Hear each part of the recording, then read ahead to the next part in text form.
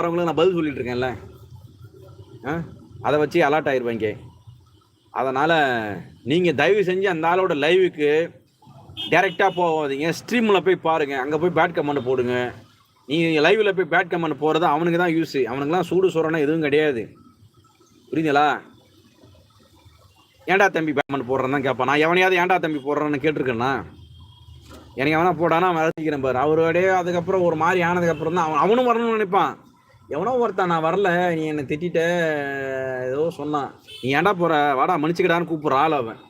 Views மானத்தை விட்டு வியூஸை பார்த்து சோறு திங்கிற நாய் அது. போடா இதெல்லாம் ஒரு பெரிய பிரச்சனையடா, மன்னிப்பு கேட்டேன்டா அப்படின்னு சொல்கிற ஆள் அவன். வியூஸு ஒரு வியூஸு கூட குறையக்கூடாதுன்னு நினைக்கிற அவன்.